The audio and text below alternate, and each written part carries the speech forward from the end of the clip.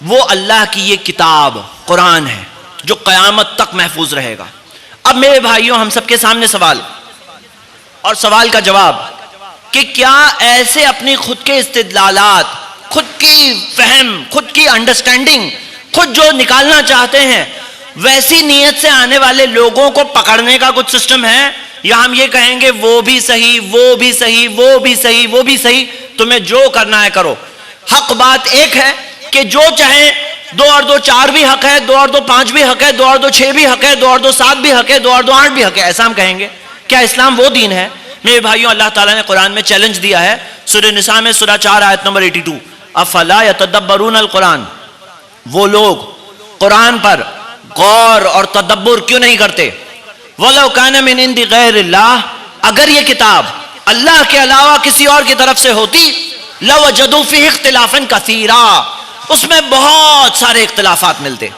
میرے بھائیوں، یہ اختلافات نہیں ہیں، یا تو کوئی چیز ثابت شدہ ہے یا تو کوئی چیز ثابت شدہ نہیں ہے، یا تو کوئی چیز توحید ہے یا تو وہ چیز شرک ہے، یا تو کوئی چیز سنت ہے یا تو وہ چیز بدعت ہے، یا تو کوئی چیز حلال ہے یا تو وہ چیز حرام ہے، یا تو وہ چیز جائز ہے یا تو وہ چیز ناجائز ہے، دونوں تو نہیں ہو سکتی۔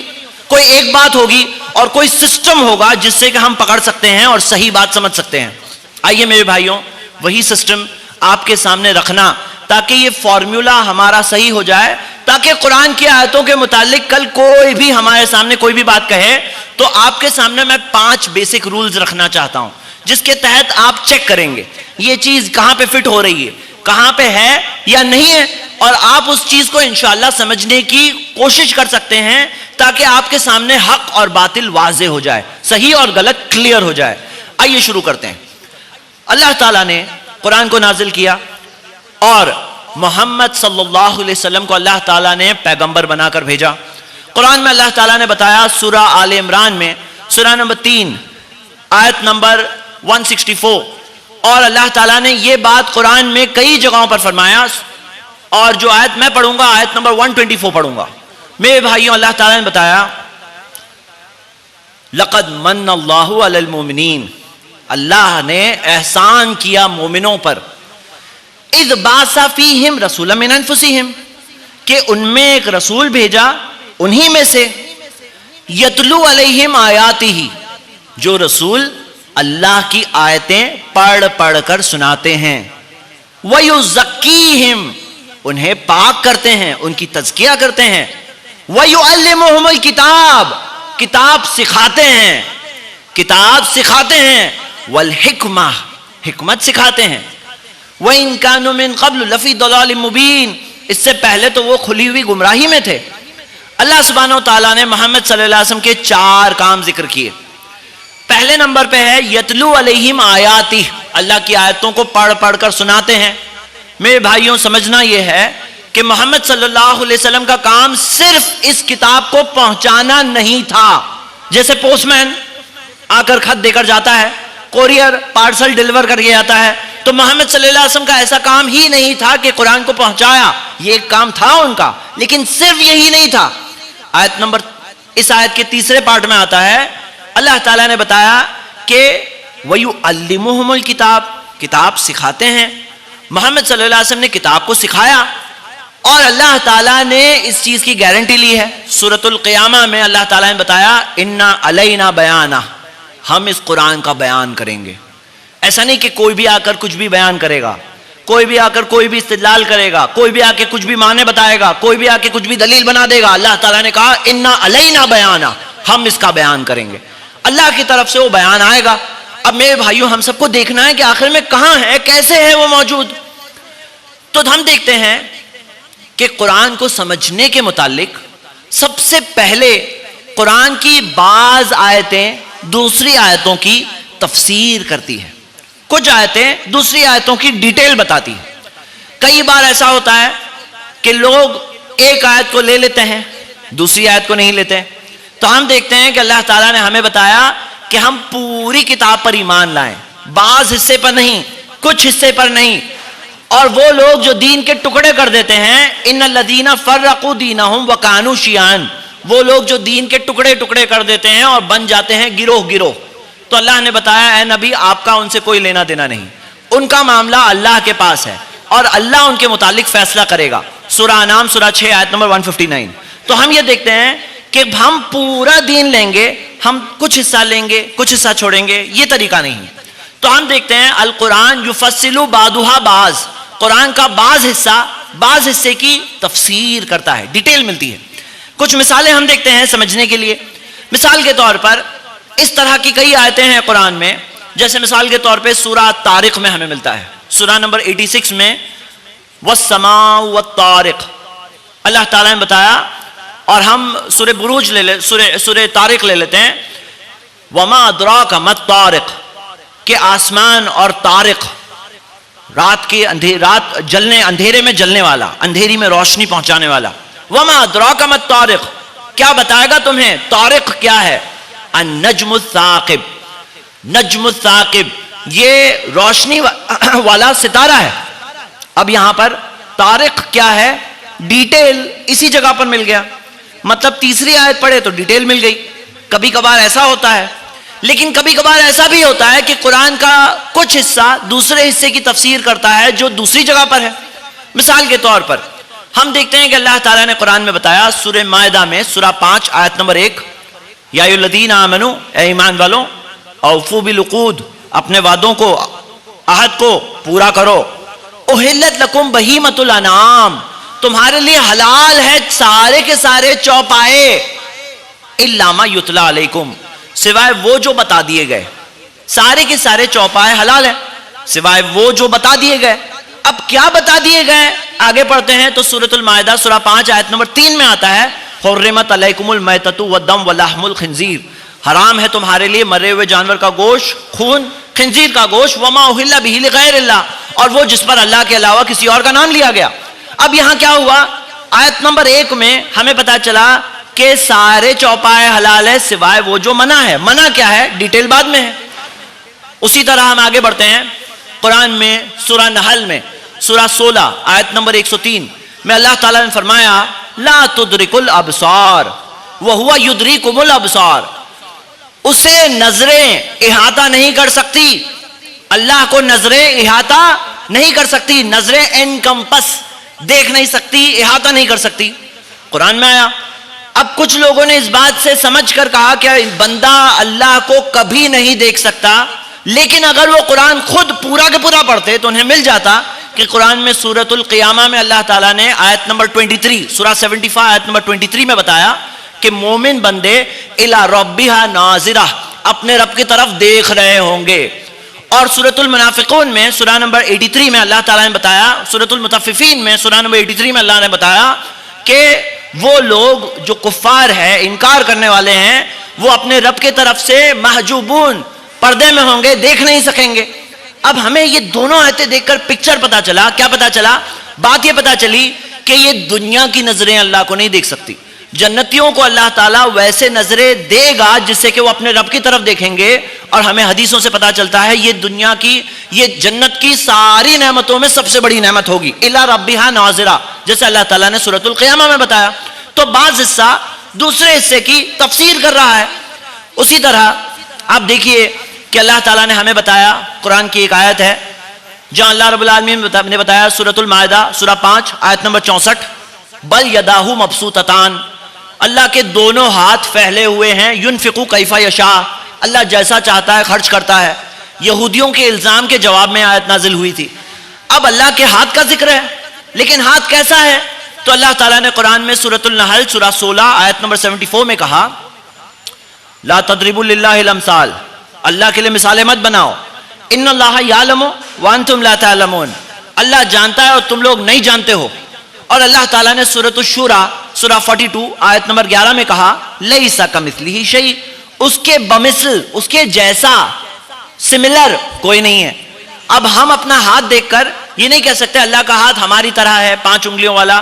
اللہ تعالیٰ نے کہا اس کے جیسا کوئی نہیں ہے, اس کے لیے مثالیں مت بناؤ. یہ مثال ہو گئی, مثالیں مت بناؤ. ہاتھ ہے, کیسا ہے ہمیں نہیں معلوم, ایمان ہے ہمارا اس پر, اللہ نے جو بتایا ہم مانتے ہیں اور ہمیں یہ بات کو ماننا ہے. اب ڈیٹیل کہاں سے ملی, دوسری آیتوں سے ملی. تو میرے بھائیوں اس کی کئی مثالیں ہیں. مثال کے طور پر آج کچھ لوگ ہیں جو یہ موقف قائم کرتے ہیں, یہ پوزیشن لیتے ہیں, بولتے ہیں کہ رسولوں میں سب کے سب برابر ہے, کوئی بھی اونچا نہیں، کوئی بھی نیچا نہیں. ان کی دلیل کیا ہے؟ سورہ بقرہ کی آیت سورہ 2 آیت نمبر 285 جہاں اللہ تعالیٰ نے کہا لا نفرق بین احد من رسلہ، ہم رسولوں میں فرق نہیں کرتے. یہ آیت وہ دیکھتے ہیں، لیکن وہی سورہ بقرہ میں سورہ 2 آیت نمبر 253 جو ہے جہاں اللہ تعالیٰ نے بتایا کہ تلک الرسل فضلنا بعضهم علی بعض، وہ رسول ہم نے بعض کو دوسروں پر فضیلت دی. تو اب یہاں کیا ہوا؟ کوئی ایک آیت لے کر ایک استدلال کر رہا ہے، اگر وہ دوسری آیت دیکھتا اس کو فل پکچر ملتا. اسی طرح قرآن میں سورہ ابراہیم میں سورہ 14 آیت نمبر 22 اس میں آتا ہے کہ ابلیس قیامت کے دن انٹرویو دے گا، بات بتائے گا اپنی. اللہ تعالیٰ نے بتایا کیا بتائے گا، وہ کہے گا کہ اللہ نے تمہیں وعدہ کیا سچا وعدہ، میں نے بھی وعدہ کیا لیکن میں نے اپنا وعدہ توڑ دیا، تو آج مجھے ملامت مت کرو، اپنے آپ کو ملامت کرو. میرا تم پر کوئی پاور نہیں تھا سلطان، کوئی میرا اتھارٹی نہیں تھی تم پر. اب یہ آیت سے کچھ لوگوں نے استدلال کیا، اس سے پتا چل رہا ہے کہ شیطان انسان کے اندر نہیں آ سکتا. شیطان کہے گا کہ میرا تم پر کوئی پاور نہیں تھا، مطلب شیطان انسان میں آ نہیں سکتا. انہوں نے ایک آیت سے یہ استدلال کیا، لیکن وہ اگر سورہ بقرہ سورہ 2 آیت نمبر 275 پڑھتے تو وہاں پہ کیا پتا چلتا؟ جہاں اللہ تعالیٰ نے بتایا کہ الذین یاکلون الربا، وہ لوگ جو سود کھاتے ہیں، لا یقومون الا کما یقوم الذی یتخبطہ الشیطان من المس، وہ لوگ جو سود کھاتے ہیں وہ ویسے کھڑے ہوں گے قیامت کے دن جیسے شیطان نے اپنے چھونے سے کسی کو پاگل بنا دیا، جیسے وہ کھڑا ہوتا ہے نا ویسے سود کھانے والے کھڑے ہوں گے. اب اللہ تعالیٰ نے جب کسی چیز کی مثال دی ہے، وہ مثال اگر دنیا میں کہیں موجود ہی نہیں ہوتی تو وہ مثال اللہ نے کیسے دی؟ اگر وہ سمجھنا پاسبل ہی نہیں ہوتا، وہ چیز ایک امپاسبلٹی ہوتی، تو اللہ تعالیٰ نے یہاں جو بتایا مس چھونے سے، شیطان کے چھونے سے، یتخبطہ الشیطان من المس، شیطان کے چھونے سے جو پاگل ہو گئے، تو اللہ تعالیٰ نے بتایا جیسے پاگل ہو گیا وہ جیسے کھڑا ہوتا ہے ویسے سود کھانے والے کھڑے ہوں گے. اب یہاں پہ کیا ہے؟ پتہ چلا کہ شیطان کے چھونے سے کوئی پاگل بھی ہو سکتا ہے. اور سورہ ابراہیم سورہ 14 آیت نمبر 22 میں جو شیطان کہہ رہا ہے میرا کوئی اتھارٹی سلطان نہیں تھا، تو امام ابن کثیر نے بتایا بولے یہاں پہ سلطان کا مطلب ہے میرے پاس کوئی پروف نہیں تھا، میرے پاس تمہارے سامنے کوئی دینے کا پروف نہیں تھا، تم نے پھر بھی میری بات مان لی ہے. پروف تو نبیوں کے پاس تھا، نبیوں کی بات کو نہیں مانے، شیطان کی بات مانے، حالانکہ اس کے پاس کوئی پروف نہیں تھا. تو ہم یہ دیکھ رہے ہیں کہ قرآن کی بعض آیتیں دوسری آیتوں کی تفسیر کرتی ہیں. اب یہاں پہ اگر ہمیں صحیح چیز چاہیے، بھائی ہم یہاں پہ کیوں جمع ہوئے ہیں؟ ہم لوگوں کو حق چاہیے، ہم لوگوں کو جنت پہنچنا ہے. ایک وہ شخص ہے جو قرآن سے دور زندگی بتاتا ہے، جو اللہ کے سب سے بڑا معجزہ جو اللہ تعالیٰ نے محمد صلی اللہ علیہ وسلم کو دیا، اس معجزے سے دور زندگی بتا رہا ہے. وہ شخص ہے جو اس کتاب سے دور زندگی بتا رہا ہے جو اللہ تعالیٰ نے بتایا سورۃ الحشر میں سورہ 59 آیت نمبر 21 لو انزلنا هذا القرآن على جبل، اگر یہ قرآن پہاڑ پر نازل ہوتا لرأيته خاشعا متصدعا من خشیۃ اللہ، تم دیکھتے کہ پورا پہاڑ ریزہ ریزہ ہو جاتا اللہ کے ڈر سے. یہ کتاب ایسی پاورفل کتاب ہے کہ پہاڑ پورا ریزہ ریزہ ہو جاتا. اب لوگ ہیں جو اپنی زندگی دور بتاتے ہیں اتنی اچھی کتاب سے، جو کتاب اگر کوئی پڑھتا، سورہ انفال میں آتا ہے سورہ 8 آیت نمبر 2 وَإِذَا تُلِيَتْ عَلَيْهِمْ آيَاتُهُ زَادَتْهُمْ ایمانا، جب اس کی آیتیں پڑھی جاتی ہے ایمان بڑھ جاتا ہے. ارے پہاڑ جب ریزہ ریزہ ہوگا ہم لوگوں کو بھی تو کچھ نہ کچھ ہوگا. تو ایک تو وہ لوگ ہیں جو قرآن سے دور زندگی بتاتے ہیں، لیکن میرے بھائیوں جب ایک شخص ارادہ کرتا ہے کہ اب مجھے قرآن کی طرف آنا ہے، مجھے قرآن پڑھنا ہے، مجھے اپنے ایمان کو بڑھانا ہے، مجھے صحیح راستے پر رہنا ہے، مجھے جنت جانا ہے. اب شیطان تھوڑی ہار گیا، اس نے تو اللہ سے قسم کھا کر کہا تھا لَأَقْعُدَنَّ لَهُمْ عَلَىٰ صِرَاطِكَ الْمُسْتَقِيمِ، سورہ اعراف سورہ 7 آیت نمبر 16، اے اللہ تیرے سیدھے راستے پر میں انتظار کروں گا. کہاں؟ سیدھے راستے پر. اب یہ راستہ سمجھنا بھی تو بہت ضروری ہے کہ نہیں ہے؟ تو میرے بھائیوں میں آپ سب کو دعوت دیتا ہوں کہ سب سے پہلے جب ہم کوئی ٹاپک پر کوئی استدلال کر رہے ہیں، کوئی بات سمجھ رہے ہیں، تو قرآن کے دوسرے حصے، اس حصے کے بارے میں کیا کہتے ہیں، یہ سب سے پہلا قدم ہے، سب سے پہلا سٹیپ. دوسرا قدم یہ ہے جب ہم نے دیکھ لیا کہ قرآن کے دوسرے حصے، ایک حصے کے بارے میں، بعض حصے دوسرے حصوں کے بارے میں کیا کہتے ہیں، اب دوسرا قدم وہ ہے محمد صلی اللہ علیہ وسلم، انہوں نے قرآن کے بارے میں، اس آیت کے بارے میں کیا سمجھایا. پوائنٹ پر نوٹ کریے میرے بھائیوں، یہ پوائنٹ نوٹ کریے. ہم الفاظ پر غور کر کے ہمیں صحیح راستہ سمجھنا ہے. ہمیں دنیا کے بربادی کے راستوں پر نہیں چلنا ہے، ہمیں کامیابی کے راستے پر چلنا ہے. ہم وہ گمراہ فرقوں میں سے نہیں بننا چاہتے، ہم صحیح راستے پہ چل کے جنت پہنچنے والوں میں سے بننا چاہتے ہیں. تو الفاظ پر غور کریے. اللہ تعالیٰ نے بتایا وَيُعَلِّمُهُمُ الْكِتَابَ، نبی جو کتاب سکھاتے ہیں نبی صلی اللہ علیہ وسلم جو کتاب سکھاتے ہیں، پتا چلا انہوں نے صرف قرآن یتلو علیہم آیات ہی پڑھ کے سنایا ہی نہیں، ساتھ میں سکھایا، ٹیچ کیا. اور محمد صلی اللہ علیہ وسلم ایکسپلینر آف قرآن ہے. خود قرآن میں یہ بات بہت کلیئرلی دی گئی ہے. سورہ نحل پڑھیے، سورہ نمبر 16 آیت نمبر 44. اللہ تعالیٰ نے بتایا وَأَنزَلْنَا إِلَيْكَ ذِكْرًا، ہم نے یہ پیغام آپ پر بھیجا، ہم نے یہ پیغام آپ پر بھیجا اس لیے لِتُبَيِّنَ لِلنَّاسِ، تاکہ آپ سمجھا دو لوگوں کو، آپ واضح کر دو لوگوں کے آگے. لِتُبَيِّنَ، تبین مبین سے آتا ہے، مبین یعنی میک کلیئر، آپ واضح کر دو، کلیئر کر دو لوگوں کے سامنے. مَا نُزِّلَ إِلَيْهِمْ، کہ ان کے پاس کیا نازل ہوا ہے. تو محمد صلی اللہ علیہ وسلم قرآن کے ایکسپلینر ہے. وَلَعَلَّهُمْ يَتَفَكَّرُونَ، اور تاکہ وہ لوگ غور کرے، تفکر کرے، سوچے، پونڈر کرے. تفکر کب کرے؟ محمد صلی اللہ علیہ وسلم کا ایکسپلینیشن لینے کے بعد، تاکہ محمد صلی اللہ علیہ وسلم سمجھا دیں اور سمجھانے کے بعد غور کریں. تو ہم دیکھتے ہیں کہ حدیث محمد صلی اللہ علیہ وسلم سے جو ثابت شدہ صحیح حدیثیں ہیں وہ تفسیر ہے قرآن کی آیتوں کی. ہم دیکھتے ہیں کہ کیسے تفسیر ہے. سب سے پہلے کوئی حکم قرآن میں موجود ہے، نماز پڑھو، کیسے پڑھو، کیا کرنا ہوگا، رکوع کرو، دیا ہے. رکوع کا مطلب جھکنا، کیسے جھکیں گے، ایسے جھکیں گے، یہ بھی تو جھکنا ہے. کیسے جھکنا ہے، کیسے نماز پڑھنا ہے، کیسے روزہ رکھنا ہے، کہاں سے ملے گی ڈیٹیل. تو روزہ سوم یعنی رک جانا. اب کوئی کہے اگر حدیث کو نہیں مانتا، وہ کہے آج میں چاول کھانے سے رک جاؤں گا، تو کیا وہ روزہ ہو گیا یا نہیں ہوا. نماز پڑھو تو صلاح کا مطلب ہے، عربی لفظ صلاح کا مطلب ہے دعا، عربک ورڈ صلاح کا مطلب ہے دعا. اب وہ کہے میں دعا کروں گا، دن میں اتنی بار دعا کروں گا، جیسے آج کچھ حدیث کے انکار کرنے والوں نے کہا. تو اس چیز کی گنجائش کہاں ہے، یہ ڈیٹیل کہاں ہے، حدیث میں ہے. تو میرے بھائیوں، محمد صلی اللہ علیہ وسلم نے قرآن کو ایکسپلین کیا. نمبر 1 ڈیٹیلز دے کر کیسے کرنا ہے. جیسے مثال کے طور پر قرآن میں سورہ مائدہ سورہ 5 آیت نمبر 6 پڑھیں گے.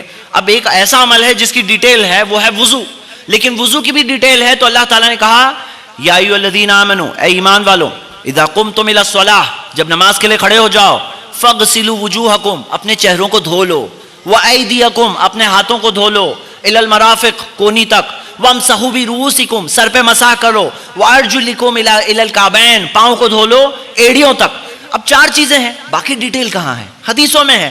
اس کے احکام، اس کی رولنگز کہاں سے ملے گی. اذا قمتم الی الصلاۃ، جب نماز کے لیے کھڑے ہو جاؤ وضو کرو. اب محمد صلی اللہ علیہ وسلم نے بتایا ایک وضو سے کئی نمازیں بھی پڑھ سکتے ہیں. وضو اگر ویلڈ ہے، ٹوٹا نہیں ہے، تو ہمیں یہاں تک دلیل ملتی ہے محمد صلی اللہ علیہ وسلم نے ٹوٹل فتح مکہ کے وقت پر 5 نمازیں بھی ایک وضو سے پڑھائی تھی، جیسے کہ ہمیں پتہ چلتا ہے. تو ہم دیکھتے ہیں کہ وضو کے بارے میں کیا آ رہا ہے، اذا قمتم الی الصلاۃ، نماز کے لیے کھڑے ہو جاؤ تو وضو کرو. آیت پڑھ کے تو کوئی شاید اس نتیجے تک پہنچتا کہ جب بھی نماز پڑھنا ہے تو وہاں پہ کھڑے ہو کے وضو کرو، لیکن نہیں، اس کی ڈیٹیل کہاں سے ملے گی، حدیثوں سے. اسی طرح ایک اور مثال لیجئے، سورہ مائدہ سورہ 5 آیت نمبر 38، والسارق والسارقۃ فاقطعوا ایدیہما، چور مرد ہو یا عورت ہو، ہاتھ کو کاٹ دو، ہاتھ کو کاٹو. اب کیا، کیسے کاٹیں؟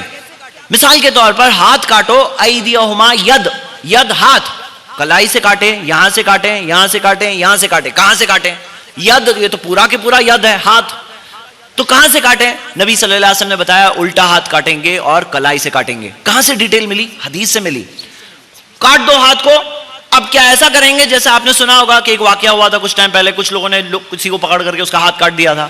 کیا ایسا ہے کہ ہر رستہ چلتا آدمی، ہر گلی گلی میں لوگ چور پکڑ کے اس کا ہاتھ کاٹیں گے؟ یا فاقطعوا ایدیہما، ہاتھ کو کاٹ دو. تو کون کاٹے گا؟ ہم لوگوں کو پکڑے اگر چور کو تو ہاتھ کو کاٹنا ہے؟ تو نہیں، اتھارٹی میں جو ہے، جو حکمران ہے وہ کاٹیں گے. ایسا نہیں کہ ہر رستہ چلتا آدمی کاٹے. اور بچہ، ہم بچے کے ساتھ جا رہے ہیں، بچوں کی عادت ہوتی ہے کچھ بھی اٹھا لیتے ہیں. اب کوئی شخص بچے کے ساتھ جا رہا ہے، پیچھے سے بچے نے کچھ اٹھا لیا، بچہ اٹھایا، عربک زبان میں کہیں گے سارق، چوری کیا. اس نے، چور ہے وہ، چوری کیا، اور اس کے اندر ایج نہیں آتی ہے. عربک زبان اگر ہم صرف دیکھیں گے سارق، چور، تو چور کی ایج نہیں ہے. کوئی بھی چور، چھوٹا چور ہو بڑا چور ہو، اسے سارق ہی کہیں گے، چوری کہیں گے. لیکن سنن ابو داؤد کی صحیح حدیث ہے، نبی صلی اللہ علیہ وسلم نے بتایا کہ قلم اٹھی ہوئی ہے 3 لوگوں کی، ان میں سے ایک بچہ جب تک بلوغت تک نہ پہنچے اس کی قلم اٹھی ہوئی ہے. قلم اٹھی ہوئی ہے یعنی گناہ لکھے نہیں جا رہے ہیں، گناہ لکھے نہیں جا رہے ہیں. یعنی کہ گناہ نہیں ہے. گناہ نہیں ہے تو سزا کیسے ہے؟ گناہ نہیں ہے تو سزا کیسے ہے؟ تو پتہ چلا یہاں پہ بچے کے ہاتھ کو ہم لوگ نہیں کاٹیں گے.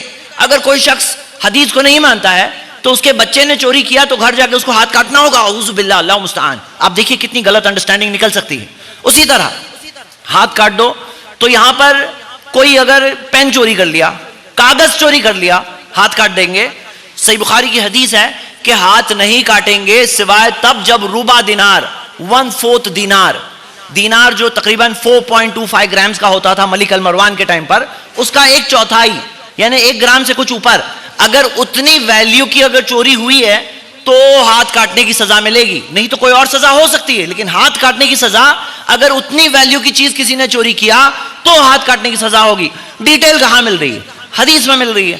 تو میرے بھائیوں ایسی کئی مثالیں ہیں. مثال کے طور پر سورہ مائدہ سورہ 5 آیت نمبر 3 اللہ تعالیٰ نے کہا حرمت علیکم المیتۃ، حرام ہے تمہارے لیے مرے ہوئے جانور کا گوشت، والدم، خون حرام ہے، ولحم الخنزیر، خنزیر کا گوشت حرام ہے، وما اہل بہ لغیر اللہ، اللہ کے علاوہ جس کا کسی کا نام لیا گیا وہ گوشت حرام ہے، وہ گوشت وہ کھانا حرام ہے.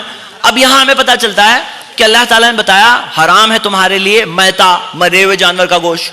اب مچھی مری ہوئی ملے، مچھی مری ہوئی ملتی ہے، بکرا مرا ہوا ملے کھا سکتے ہیں؟ نہیں کھا سکتے ہیں. مچھی مری ہوئی ملے کھا سکتے ہیں کیا؟ بکرے کو زندہ پکڑنا ہوگا، اس کو ذبح کریں گے تو ہی کھا سکتے ہیں. مچھی کو بھی زندہ پکڑ کے ذبح کریں گے تو ہی کھائیں گے. تو نبی صلی اللہ علیہ وسلم کی حدیث ہے سنن ترمذی میں صحیح سند سے، احلت لنا میتتانی، 2 مرے ہوئے جانور ہے حلال ہے ہمارے لیے، الحوت والجراد، مچھی اور ٹڈی، لوکسٹ. تو مچھی مری ہوئی ملے تو بھی حلال ہے، ٹڈی لوکسٹ وہ بھی حلال ہے. تو یہ ڈیٹیل کہاں سے ملی؟ کتنی بڑی تکلیف آ جاتی. اور میرے بھائیوں وہ سارے لوگ جو آج قرآن اور حدیث کا کمپیریزن اس طرح سے کرتے ہیں، کیا کہتے ہیں؟ کہتے ہیں دیکھو یہ حدیث قرآن سے ٹکرا رہی ہے، یہ حدیث قرآن سے ٹکرا رہی ہے، ہم اس حدیث کو نہیں مانتے. ہم کہتے ہیں دیکھیے اگر ویسی نظر آپ کی ہے، اگر آپ محمد صلی اللہ علیہ وسلم کو ایکسپلینر آف دا قرآن نہیں سمجھتے، اگر آپ یہ نہیں سمجھتے کہ قرآن کا ایکسپلینیشن آتا ہے حدیثوں سے، تو پھر مچھی کھانا بند کرو. کیوں؟ کیونکہ ٹکرا رہی ہے حدیث. اگر ٹکراؤ آپ دیکھ رہے ہیں ایسا ٹکرا نہیں رہی ہے، ایکسپلینیشن ہے، ڈیٹیل ہے. ہم کہتے ہیں ایماندار بنو کم سے کم. جو لوگوں کا یہ منہج ہے کہ وہ کوئی آیت کو کوئی حدیث کو اس طرح سے سمجھتے ہیں کہ بھئی حدیث یہ ہم نہیں مانتے کیونکہ قرآن سے ایسا انہیں لگ رہا ہے کہ ٹکرا رہی ہے، حقیقت میں کوئی ٹکراؤ نہیں ہے. محمد صلی اللہ علیہ وسلم کا رول سمجھیں گے تو محمد صلی اللہ علیہ وسلم نے جو کہا خود کی مرضی سے تھوڑی کہا. انہوں نے جو کہا کہ 2 مرے ہوئے جانور ہیں وہ حلال ہے، خود کی مرضی سے تھوڑی کہا انہوں نے. قرآن میں اللہ تعالیٰ نے کہا سورہ نجم میں سورہ نمبر 53 آیت نمبر 2 اور 3 وما ينطق عن الهوى، نبی صلی اللہ علیہ وسلم اپنی خواہشوں سے نہیں بولتے ہیں. ان ہوا الا وحی یوحا، یہ ایک وحی ہے جو ان پہ نازل ہوئی ہے. جو انہوں نے کہا نماز کا طریقہ بتایا وحی کے تحت بتایا. جو انہوں نے کہا کہ 2 مرے ہوئے جانور ہے حلال ہے وحی کے تحت کہا. جو انہوں نے چور کے بارے میں جو احکام اور رولنگز بتائی وحی کے تحت بتائی. میرے بھائیوں یہ ساری چیزیں ڈیٹیلز کہاں سے آ رہی ہے؟ یہ بھی اللہ ہی کی طرف سے آ رہی ہے، کیونکہ اللہ تعالیٰ نے صرف قرآن کو نہیں بھیجا. اگر اللہ صرف قرآن کو بھیجتا تو وہ جو آپ نے سنا زرقا، جو آنکھیں نیلی والی آیت، ہاں جو انہوں نے استدلال کیا، جو وسیلہ، جو اہل بیت، جو سارے استدلال کرتے ہیں وہ سب صحیح ہو جاتے، سب صحیح ہو جاتے. لیکن سب صحیح نہیں ہے. کیوں نہیں صحیح ہے؟ کیونکہ اللہ نے صرف قرآن کو نہیں بھیجا، اللہ تعالیٰ نے قرآن کے ساتھ ساتھ ایک ایکسپلینر کو بھیجا جو محمد صلی اللہ علیہ وسلم ہے. ان کے رول کو سمجھنا ہوگا میرے بھائیوں، اور یہ اس ٹاپک کے تعلق سے بہت اہم بات ہے. اگر کوئی شخص ان کے رول کو نہیں سمجھتا اور ایسے اگر کمپیریزن کرے گا تو بہت سارے پرابلمس ہیں. تو ہم دیکھتے ہیں کہ جیسے مثال کے طور پر اللہ تعالیٰ نے بتایا فطرت اللہ، اللہ کی قائم کی ہوئی فطرت، اور اس کے اندر کوئی تبدیل نہیں ہوگا. اب فطرت میں تبدیلی نہیں ہوگی، لیکن ہم دیکھتے ہیں کہ محمد صلی اللہ علیہ وسلم نے بتایا کہ فطرت میں تبدیلی کے متعلق اللہ کے رسول صلی اللہ علیہ وسلم کی حدیث ہے کہ کچھ چیزیں ہیں فطرت میں سے ہیں. جیسے مثال کے طور پر جو انہوں نے 10 چیزیں گنائی اس میں سے ہم مختصر میں دیکھتے ہیں.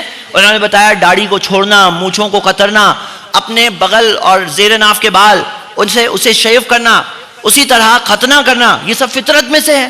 اب کوئی کہے کہ نہیں فطرت میں چینج نہیں کر سکتے، جیسا اللہ نے بنایا ویسے ہی چھوڑنا ہوگا. اب اس شخص کو اپنے بال چھوڑ دینا ہوگا کیونکہ ٹکرا رہی ہے نا یہ حدیث. اگر ایسے سوچیں گے تو ٹکراتی ہوئی دکھے گی. تو اب اسے بال چھوڑ دینا ہوگا، اب اسے ناخن چھوڑ دینا ہوگا، چینج نہیں کر سکتے فطرت میں. اب وہ ختنہ نہیں کر سکتا، کیوں؟ کیونکہ وہ حدیث میں ملتا ہے، ایکسپلینیشن ہے قرآن کا. میرے بھائیوں یہ سب باتوں کو سمجھنا ہے. اسی طرح اللہ کے رسول صلی اللہ علیہ وسلم نے یہ بھی کہا، سنن ترمذی کی صحیح حدیث ہے کہ احلت لنا دمانی، دو خون ہے، خون حلال ہے ہمارے لیے، خون حرام ہے، اگر خون مل رہا ہے حرام ہے ہمارے لیے، نہیں کھا سکتے. لیکن نبی صلی اللہ علیہ وسلم نے کہا دو ٹائپ کے خون حلال ہے. کیا ہے وہ؟ اللہ کے رسول صلی اللہ علیہ وسلم نے بتایا کلیجی اور تلی. آج جا کے میڈیکل ڈکشنری میں ہم دیکھتے ہیں تو ہمیں پتا چلتا ہے کہ کلیجی اور تلی کے اندر جو گودا ہوتا ہے نا، جو کھاتے ہیں لوگ ٹیسٹ لے کر، وہ ایکچوئل میں خون ہوتا ہے. اور میڈیکل ڈکشنریز بتاتی ہے کہ لیور اور سپلین کے فنکشن میں سے ہے کہ دے serve as reservoirs of blood, خون جمع کر کے رکھتے ہیں وہ. اور وہ جو اندر جو گودا ہوتا ہے وہ حقیقت میں جمع ہوا خون ہوتا ہے. جمع ہوا خون کھانا جائز نہیں ہے، لیکن کلیجی اور تلی جائز ہے. کہاں سے پتا چلا؟ حدیث سے. تو میرے بھائیو، جو لوگ آج کہتے ہیں نہیں یہ ٹکرا رہی ہے، اب وہ بھی چھوڑو، مچھی بھی گئی تھی، اب کلیجی اور تلی بھی گئی، اور کیا کیا گیا. ہم دیکھتے ہیں کہ صحیح مسلم کی حدیث میں عائشہ رضی اللہ عنہا نے پوچھا نبی صلی اللہ علیہ وسلم سے کہ جب کھانا پکاتے ہیں تو جو تری اوپر آتی ہے اس میں جو خون کچھ بچ جاتا ہے وہ بھی ہوتا ہے. تو اللہ کے رسول صلی اللہ علیہ وسلم نے بتایا اس میں کوئی حرج نہیں ہے، اس میں کوئی حرج نہیں ہے. کوئی گوشت ہوتا ہے تو چکن ہو مٹن ہو، اس کے اندر کچھ کچھ خون کہیں کہیں بچا ہوا ہوتا ہے. اب وہ جو تھوڑا سا بچ جاتا ہے وہ کھاتے بھی ہیں لوگ، اس کے اندر کوئی حرج نہیں. نبی صلی اللہ علیہ وسلم نے بتایا. اگر کوئی شخص یہ بات کو نہیں سمجھے گا، اب چکن اور مٹن بھی گیا. دیکھیے کتنے سارے پرابلمز ہیں. حقیقت تو یہ ہے کہ قرآن کے ساتھ ساتھ اللہ نے ایک ایکسپلینر کو بھیجا، ہمیں ان کے رول کو سمجھنا ہے. اسی طرح آج کچھ لوگ کہتے ہیں کہ قرآن میں دیا ہوا ہے کہ مشرکین کہتے ہیں کہ یہ شخص مسحورہ، یہ ہے جس پر سحر کیا گیا ہے، جادو کیا گیا ہے. وہ کہتے ہیں اس سے پتا چلا کہ نبی صلی اللہ علیہ وسلم پر جادو کی حدیث صحیح نہیں ہے. لیکن اگر آپ دیکھیں گے میرے بھائیوں کہ وہ جو کہہ رہے ہیں مشرکین، وہ کیا کہہ رہے ہیں؟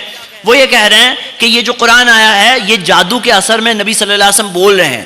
لیکن اللہ کے رسول محمد صلی اللہ علیہ وسلم نے ہمیں اس کا ایک ایکسیپشن بتایا کہ کچھ دنوں کے لیے اللہ کے رسول صلی اللہ علیہ وسلم پر یہ اثر ہوا تھا. اور صحیح مسلم کی حدیث سے وہ کلیئر ہوتا ہے کہ وہ اثر صرف اتنا تھا کہ انہیں یہ یاد نہیں رہتا کہ وہ اپنی بیویوں کے پاس گئے ہیں نہیں گئے. جادو ایک حقیقت ہے. ہمارے لیے محمد صلی اللہ علیہ وسلم ایگزامپل ہے، اسوہ ہے، نمونہ ہے. ہم دیکھتے ہیں کہ محمد صلی اللہ علیہ وسلم نے اس سچویشن میں کیا کیا کیا. ہمارے لیے بھی وہ مثال ہے، ہمیں بھی سمجھنے کے لیے بہت اہم بات ہے. تو جیسے ہمیں ملتا ہے کہ قرآن کی آیت ہے کہ موسیٰ علیہ السلام کے سامنے جب فرعون کے جادوگروں نے اپنی لاٹھیوں کو پھینکا تھا تو انہیں ایسا دکھا کہ ساری کی ساری لاٹھیاں سانپ ہے اور سانپ ہل رہے ہیں. تو قرآن کی آیت ہے یخیل الیہ، انہیں ایسا لگا کہ یہ سب ہل رہی ہے. لیکن وہی الفاظ یخیل الیہ صحیح بخاری میں ہے جہاں آتا ہے کہ محمد صلی اللہ علیہ وسلم کو یخیل الیہ لگتا کہ وہ اپنی بیوی کے پاس گئے، حالانکہ نہیں گئے تھے، اثر صرف یہاں تک تھا. تو ہم دیکھتے ہیں کہ انہیں لگتا وہ گئے لیکن نہیں گئے تھے. تو لوگ موسیٰ علیہ السلام پر جو جادو کا اثر ہوا ان کی آنکھوں پر، اس کو مانتے ہیں، لیکن محمد صلی اللہ علیہ وسلم پہ جادو کا اثر ہوا اسے کیوں نہیں مانتے؟ کیونکہ انہیں لگتا ہے کہ آیت یہ حدیث قرآن سے ٹکراتی ہے. میرے بھائیوں سمجھنا ہوگا کہ محمد صلی اللہ علیہ وسلم کی پوری زندگی ہمارے لیے ایگزامپل ہے. اللہ تعالیٰ نے ان کو اسوہ اور نمونہ بنا کر بھیجا. قرآن کی حفاظت کی گارنٹی تو اللہ نے لی ہے. یہ جسمی طور پر ایفیکٹ تھا، نہ کہ ان کی وحی ان کے مشن کے تعلق سے. تو یہ ہو گئی دوسری چیز. سب سے پہلے قرآن کی تفسیر، قرآن سے، قرآن کی بعض آیتیں دوسری آیتوں کی تفسیر ہے. نمبر دو، محمد صلی اللہ علیہ وسلم کا ایکسپلینیشن، تفسیر ہے قرآن کی آیتوں کا. اللہ تعالیٰ نے انہیں اس رول کے ساتھ بھیجا. تیسری چیز، اب ہم تھرڈ نمبر پہ کیا دیکھیں گے؟ اب ہم دیکھیں گے صحابہ کے آثار. صحابہ، وہی تو صحابہ پر آتی تھی نہیں آتی تھی، لیکن پھر سے غور کریے قرآن کی جو آیت ہم نے پڑھی اس میں اللہ تعالیٰ نے کیا بتایا؟ آیت نمبر 164، اس میں اللہ تعالیٰ نے سورہ آل عمران کی، اللہ تعالیٰ نے کیا بتایا؟ وَيُعَلِّمُهُمُ الْكِتَابَ، نبی کتاب انہیں سکھاتے ہیں. انہیں سکھاتے ہیں، ہمیں سکھائے؟ ہم تو وہاں تھے نہیں. آپ کو سکھائے، مجھے سکھائے نہیں. کسے سکھایا؟ صحابہ کو سکھایا. وَيُعَلِّمُهُمُ الْكِتَابَ، کتاب سکھایا انہیں. کس نے سکھایا؟ محمد صلی اللہ علیہ وسلم نے سکھایا. اب محمد صلی اللہ علیہ وسلم نے سکھایا تو انہیں سمجھ میں آیا. اب انہوں نے کیا سیکھا وہ بھی دلیل ہے. صحابہ کیا سیکھتے ہیں وہ ہمیں بتاتے ہیں کہ اس آیت سے یہ مطلب ہے، اس آیت سے یہ مراد ہے. جب وہ بتائیں گے تو ہمیں ڈیٹیل ملے گی. اسی وجہ سے تھرڈ نمبر پر ہمیں دیکھنا ہوگا صحابہ نے اس آیت کے بارے میں کیا کہا، اور صحابہ کے اسٹوڈنٹس کون ہیں، صحابہ نے کسے سکھایا، تابعین کو سکھایا. سو آن، تفسیر کا سلسلہ چلتا رہا. ہم دیکھتے ہیں کہ صحابہ میں بہت سارے صحابہ ہیں جو مشہور تھے تفسیر کے فیلڈ میں. چاروں خلفائے راشدین، چاروں کے چاروں عبداللہ. کون سے چار عبداللہ؟ عبداللہ ابن عباس، عبداللہ ابن عمر، عبداللہ ابن زبیر اور عبداللہ ابن عمرو بن العاص رضی اللہ عنہم اجمعین. یہ سب کے سب مشہور تھے تفسیر میں. انس ابن مالک، زید ابن ثابت، یہ سب، ابی ابن کعب. ہم دیکھتے ہیں کہ نبی صلی اللہ علیہ وسلم نے عبداللہ ابن عباس کے بارے میں کہا، صحیح بخاری کی حدیث ہے، اللہم فقہہ فی الدین وعلمہ التاویل. دعا کی ان کے لیے کہ اے اللہ اسے دین کی سمجھ دے دے، اسے قرآن سکھا دے، اسے قرآن سکھا دے. اور عبداللہ ابن عباس رضی اللہ عنہما یہ مفسر ہے، ان کو یہ لفظ لقب ملا ترجمان القرآن، قرآن کے ایکسپلینر. یہ بہت بڑے ان کی تفسیر. تو انہوں نے کیا سکھایا؟ ان کے سٹوڈنٹس اکرمہ، مجاہد، عطا ابن ربیعہ، یہ سب جو تھے انہوں نے کیا سمجھایا؟ سعید ابن جبیر. تو ہم دیکھتے ہیں طاؤس، یہ سب نے کیا سمجھا؟ یہ تابعین نے، جو ان کے بڑے بڑے سٹوڈنٹ خود سکولرز تھے، تابعین میں سے سکولرز، مفسر. اسی طرح ابی ابن کعب، ان کے بارے میں آتا ہے صحیح بخاری صحیح مسلم کی حدیث ہے کہ انہوں نے کہا ان اللہ امرنی ان اقرا الیک، اللہ نے مجھے حکم دیا کہ میں پڑھ کر سناؤں تمہیں. لم یکن الذین کفروا، یہ سورہ بینہ، میں پڑھ کر سناؤں. کس سے کہا؟ ابی ابن کعب سے کہا. ابی ابن کعب نے جب سنا کہ اللہ نے حکم دیا کہ میں پڑھ کر سناؤں تمہیں، اللہ نے کیا میرا نام لیا؟ اللہ کے نبی صلی اللہ علیہ وسلم نے کہا ہاں اللہ نے تمہارا نام لیا. وہ رو پڑے. اور ابی ابن کعب وہ خود تفسیر کے میدان میں اسکالر تھے. انہوں نے کیا سمجھا؟ انہوں نے اپنے اسٹوڈنٹس کو سکھایا. ان کے اسٹوڈنٹس بڑے بڑے، ابو العالیہ، ہم دیکھتے ہیں کئی سارے جو اسٹوڈنٹس تھے ان کے تابعین میں سے خود اسکالرس. تو کیا ہے؟ محمد ابن کعب القرظی، یہ سب نے جو سکھایا. زید بن اسلم، یہ جو تابعین تھے خود اسکالرس تھے. اب یہ لوگوں نے کیا سکھایا؟ اسی طرح ہم دیکھتے ہیں عبداللہ ابن مسعود، ان کے بارے میں صحیح حدیث ملتی ہے ابن ماجہ میں، جس کے بارے میں جن میں آتا ہے کہ جو چاہتا ہے کہ قرآن جیسے تازہ تازہ نازل ہوا ہے ویسے اگر سیکھنا چاہتا ہے تو ابن ام عبد سے سیکھو، یعنی عبداللہ ابن مسعود سے سیکھو. تو اللہ کے رسول صلی اللہ علیہ وسلم نے سکھایا. ان کے اسٹوڈنٹس علقمہ، الگ الگ مسروق، تابعین میں سے بڑے بڑے اسکالرس. تو ہم دیکھتے ہیں کہ یہ سب نے کیا سمجھایا. لیکن ہمیں سند صحیح چاہیے. نبی صلی اللہ علیہ وسلم کی جو بات ہے اس کے اندر بھی سند صحیح چاہیے. تابعین کی بھی جو بات ہے سند صحیح چاہیے، ثابت شدہ چاہیے. کیونکہ اللہ تعالیٰ نے محمد صلی اللہ علیہ وسلم کو جب سورس بنایا ہمارے لیے، ان کی طرف ریفر کرنے کہا تو ان کی زندگی بھی محفوظ ہے، زندگی کی چھوٹی سے چھوٹی ڈیٹیل محفوظ ہے. جب اللہ تعالیٰ نے کہا اطیعوا اللہ و اطیعوا رسول، اللہ کی فرما برداری کرو، رسول کی فرما برداری کرو، تو ہمیں ڈیٹیلز ملتی ہے. اب میرے بھائیوں، جو حدیث کی مشہور کتابیں ہم پڑھتے ہیں، اکثر کتابوں میں کتاب التفسیر ہوتی ہے. کتاب التفسیر میں کیا ہوتا ہے؟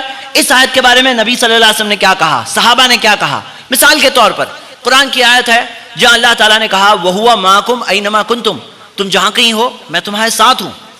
عبداللہ ابن عباس نے سمجھایا عَالِمٌ بِكُمْ أَيْنَمَا كُنْتُمْ، تم جہاں کہیں ہو اللہ جانتا ہے. اسی طرح ہم دیکھتے ہیں قرآن کی آیت ہے سورہ مائدہ سورہ 5 آیت نمبر 444، جس میں آتا ہے کہ جو لوگ اللہ کی نازل کردہ چیزوں کے حکم کے متعلق فیصلہ نہیں کرتے وہ کافروں میں سے ہے. عبداللہ ابن عباس نے بتایا یہ کفر دون کفرین، یہ کفر ہے جو کم حقیقی کفر سے کم درجے کا کفر ہے. سنن ابن ماجہ کی صحیح حدیث ہے. اب یہ ڈیٹیلز ہمیں کہاں سے ملے گی؟ جیسے مثال کے طور پہ کچھ لوگ کہتے ہیں کہ اللہ ہر جگہ ہے. کہاں سے پتا چلا؟ ہر جگہ کا لفظ تو کہیں قرآن میں نہیں ہے. قرآن میں تو اللہ نے کہا الرحمن علی العرش استوی، اللہ عرش پہ مستوی ہے. ثم استوی علی العرش، جو عرش پہ مستوی ہے 7 جگہوں پر ہے. قرآن میں اللہ نے کہا کہ تعرج الیہ، فرشتے اوپر چڑھتے ہیں اس کی طرف، اوپر چڑھتے ہیں اس کی طرف.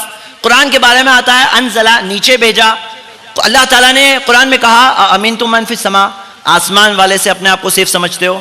کیا مطلب ہے؟ اللہ تعالیٰ نے کہا وہو فوق عبادی، وہ اپنے بندوں کے اوپر ہے. تو یہ لفظ جو ہے نا، یہ میں آپ کو دلائل نہیں دے رہا ہوں، دلائل کے گروپس ہے، گروپس. ساری وہ آیتیں جہاں پہ فوقا لفظ آیا، ساری وہ آیتیں جہاں عرش استوی آیا، ساری وہ آیتیں جہاں پہ آیا من فی السماء، یا ساری وہ حدیثیں من فی السماء آسمان والا، یا تعرجو الیہ، یا عیسیٰ علیہ السلام کے بارے میں آتا ہے بر رفعہ اللہ الیہ.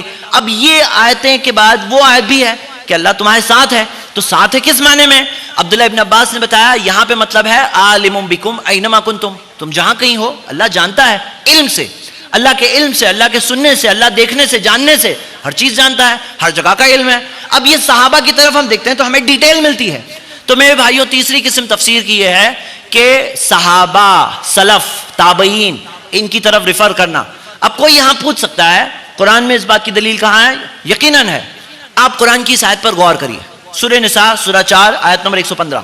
اللہ تعالیٰ نے بتایا وَمَن يُشَاقِقِ الرَّسُولَ، جو رسول کی مخالفت کرتے ہیں. سنیے غور سے، اس میں جواب ہے، سوال کا جواب ہے، لیکن غور کریں گے تو ملے گا. جو رسول کی مخالفت کرتے ہیں، وَمَن يُشَاقِقِ الرَّسُولَ مِن بَعْدِ مَا تَبَيَّنَ لَهُ الْهُدَى، حق واضح ہونے کے بعد بھی. آگے سنیے وَيَتَّبِعْ غَيْرَ سَبِيلِ الْمُؤْمِنِينَ، مومنوں کا راستہ چھوڑ کر دوسرا راستہ اپناتے ہیں. مومنوں کا راستہ چھوڑ کر دوسرا راستہ اپناتے ہیں. تو اللہ تعالیٰ نے کہا نُوَلِّهِ مَا تَوَلَّى، ہم انہیں اسی راستے پہ پلٹا دیں گے جو انہوں نے چنا. وَنُصْلِهِ جہنم، اور پہنچا دیں گے جہنم، وَسَاءَتْ مَصِيرًا، اور بہت برا ٹھکانہ ہے وہ. لیکن وہ مومن کون تھے جب قرآن نازل ہو رہا تھا؟ جن کے راستے کی طرف اللہ تعالیٰ نے اشارہ کیا کہ مومنوں کا راستہ چھوڑ کر اور راستہ اپناتے ہیں. کون تھے مومن؟ وہ صحابہ تھے، اور وہی راستے پر تابعین چلے.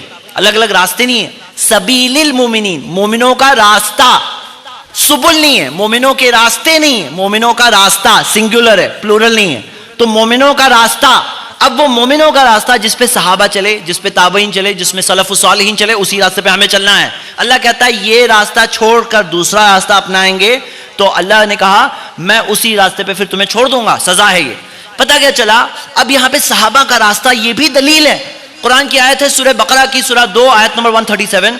اللہ تعالیٰ نے کہا فَإِنْ آمِنُوا بِمِثْلِ مَا آمَنْتُمْ بِهِ فَقَدِ اهْتَدَوْا، اگر وہ لوگ ایمان لائے جیسا تم لوگوں نے ایمان لایا ہے تو ہدایت پر ہے.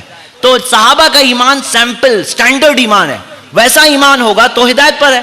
اور ان کی اس فہم، ان کی انڈرسٹینڈنگ، ان کا ایمان کیا چیز پہ تھا وہ ہمیں سمجھنا ہوگا. تو یہ دلیل ہے. اسی طرح سورہ توبہ سورہ 9 آیت نمبر 100 جس میں آتا ہے وَالسَّابِقُونَ الْأَوَّلُونَ مِنَ الْمُهَاجِرِينَ وَالْأَنصَارِ، جو سب سے پہلے سبقت کرنے والے مہاجر انصار، وَالَّذِينَ تَبَعُوهُمْ بِإِحْسَانٍ، اور جو ان کے پیچھے صحیح طریقے سے چلے، احسان کے ساتھ چلے، نُوَلِّهِ مَا تَوَلَّى وَنُصْلِهِ جَهَنَّمَ وَسَاءَتْ مَصِيرًا. اللہ تعالیٰ نے کہا وَالسَّابِقُونَ الْأَوَّلُونَ مِنَ الْمُهَاجِرِينَ وَالْأَنصَارِ وَالَّذِينَ تَبَعُوهُمْ بِإِحْسَانٍ رَضِيَ اللَّهُ عَنْهُمْ وَرَضُوا عَنْهُ. یہ جو تین ہیں، مہاجر، انصار اور جو ان کے پیچھے چلے صحیح طریقے سے، اللہ نے کہا میں ان لوگوں سے راضی ہوں.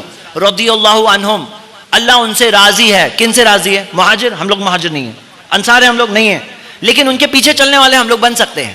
تو یہ دلیل ہے. بہت سارے اس طرح کے دلائل ہیں. تو میرے بھائیوں یہاں پہ یہ ہو گئی تیسری چیز جہاں پر ہم دیکھ رہے ہیں قرآن کو نبی صلی اللہ علیہ وسلم کی باتوں سے، قرآن کو صحابہ اور سلف اور تابعین کے آثار سے، اسٹیٹمنٹ سے ثابت شدہ ہے. چوتھی نمبر پہ ہے لغت سے، ڈکشنری سے، کہ بھئی لغت میں وہ ورڈ کی میننگ کیا ہے جو ورڈ قرآن میں ہے. کبھی کبھار اس کی یوزیج بعد کے زمانے میں کم ہو گئی وہ لفظ کی. اب وہ ورڈ کی میننگ کیا تھی؟ تو گرامر ہمیں کیا بتاتا ہے، ہمیں ڈکشنریز کیا بتاتی ہے، جو ارلی ڈکشنریز کمپائلڈ ہے وہ کیا بتاتی ہے، وہ دیکھنا ہوگا. اب ڈکشنری کی میننگ کیا ہے، ارلی جو ہمیں سینگز ملتی ہے، پوئٹری ملتی ہے، اس میں وہ لفظ کی کیا میننگ ہوا کرتی تھی وہ دیکھنا. لیکن نمبر 4 پہ، نمبر 1 نہیں ہے. کچھ تفسیریں قرآن کی اس اینگل سے لکھی گئی ہے جس میں نمبر 4 والی چیز نمبر 1 بنا دی ہے انہوں نے. اور ان کے لیے میں 2 دلائل دوں گا. جو لوگ اسے نمبر 4 کی جگہ نمبر 1 بناتے ہیں، مطلب لغت اور ڈکشنری نمبر 4 ہے، نمبر 1 نہیں ہے. آپ کے سامنے 2 دلائل. پہلی دلیل، قرآن کی جب آیت نازل ہوئی سورہ انعام سورہ 6 آیت نمبر 82 جس میں آتا ہے اللہ تعالیٰ نے کہا، اللہ سبحانہ تعالیٰ نے بتایا اس آیت میں سورہ 6 آیت نمبر 82 میں کہ یقیناً الذین آمنوا، ان الذین آمنوا، وہ لوگ جو ایمان لائے، اور ولم یلبسوا ایمانہم بظلم، اپنے ایمان کے بعد ظلم نہیں کیا، ایمان کو کور نہیں چڑھایا ظلم کا. تو اللہ نے کہا فاولئک لہم الامن، ان کے لیے امن ہے، ان کے لیے سیکیورٹی، ان کے لیے سیفٹی ہے، وہی کامیاب لوگ ہیں.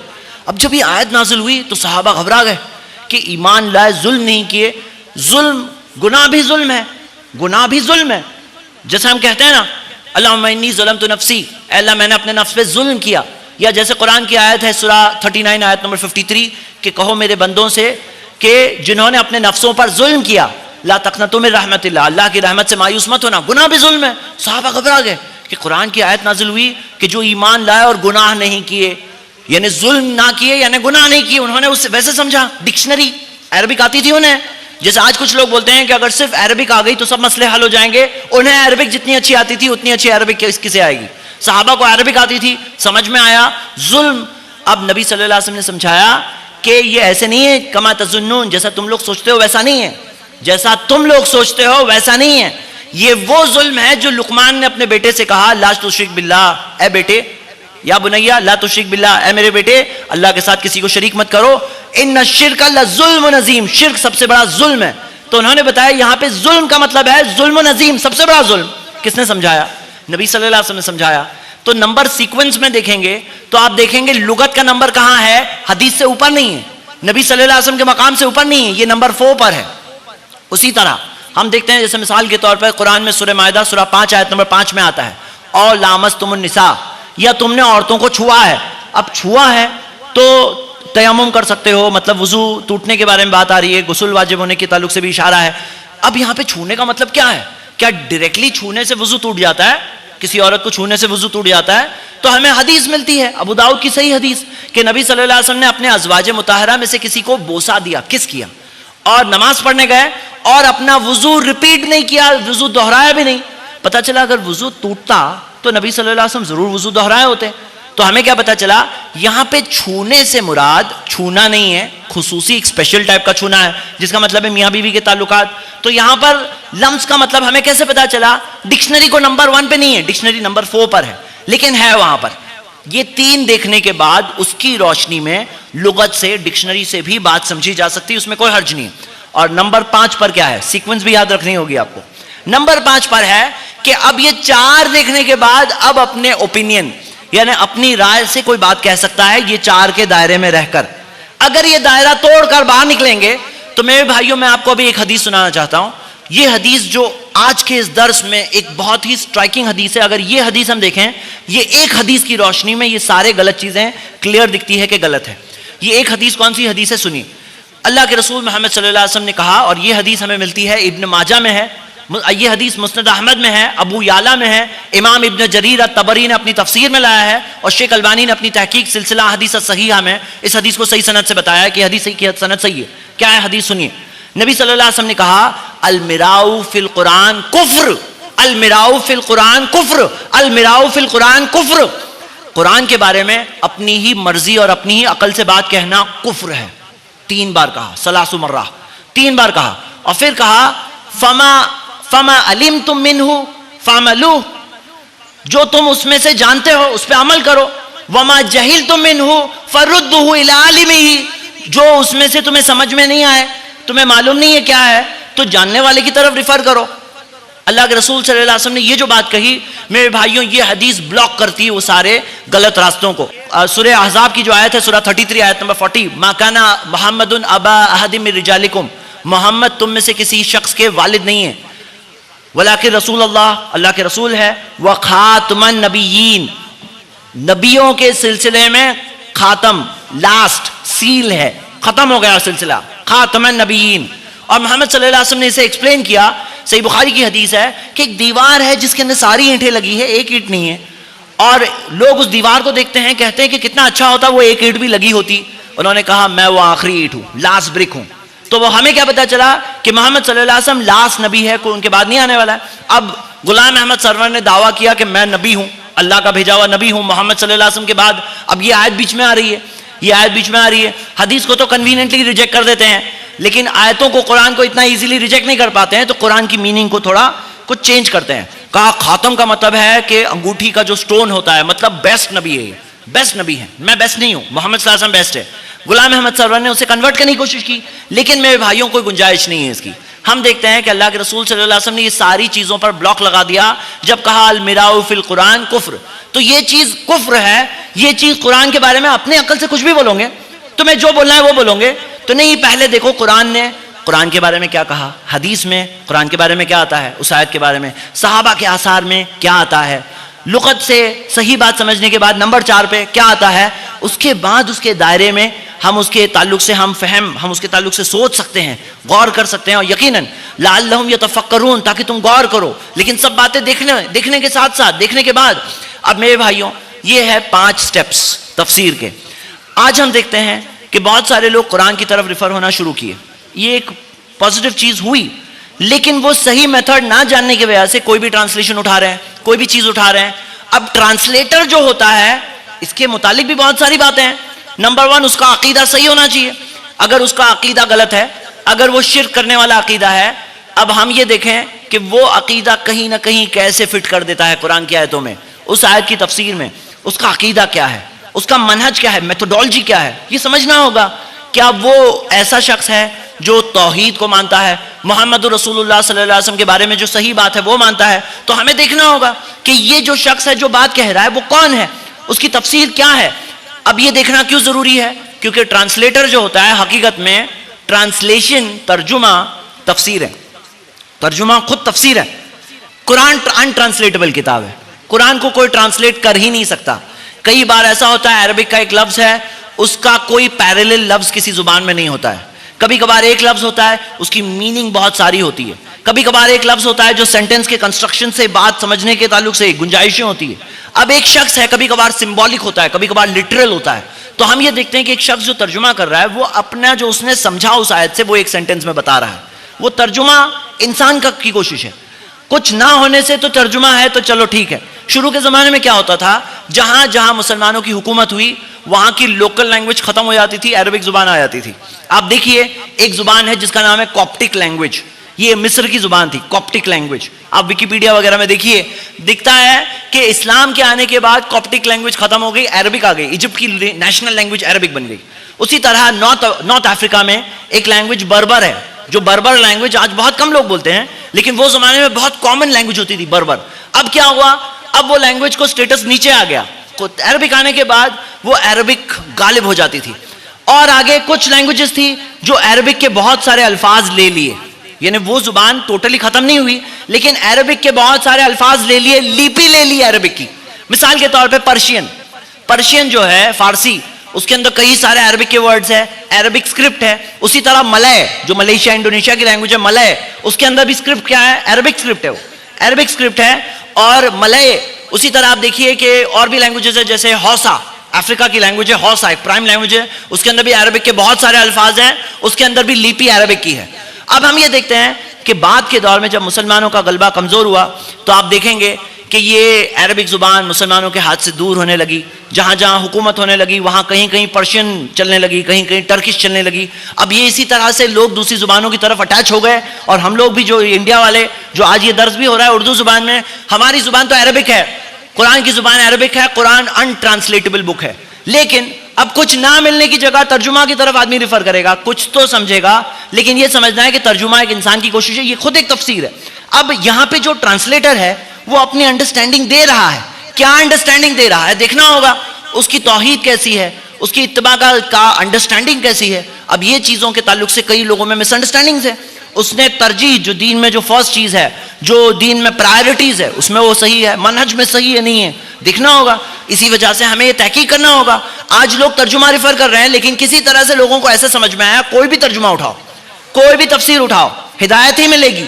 لیکن یہ نہیں ہے. جیسے کہ ہم نے دیکھا, سمجھنے کے طریقے میں بہت امپورٹنٹ ہے کہ صحیح اوتھینٹک تفسیروں کی طرف آدمی ریفر کرے. مثال کے طور پر اردو انگلش میں کچھ اوتھینٹک کا صرف ذکر نام لے سکتا ہوں مختصر وقت میں. مثال کے طور پر آپ اردو میں دیکھیے احسن البیان, جو الحمدللہ سعودی سے جو پرنٹ ہو رہا ہے, الحمدللہ ایک اوتھینٹک تفسیر ہے. اسی طرح تحسیر الرحمن جو لقمان سلفی کی تفسیر ہے, یا مثال کے طور پہ تحسیر القرآن جو ہم دیکھتے ہیں اقبال کیلانی کی قرآن کی اوتھینٹک تفسیر ہے. اور اس طرح سے تفسیر ابن کثیر میں اوتھینٹیکیشن کے ساتھ امام ابن کثیر نے آثار جمع کیے. آپ دیکھیں گے کہ مفسرین کے نارملی دو ٹائپ کے طریقے ہیں.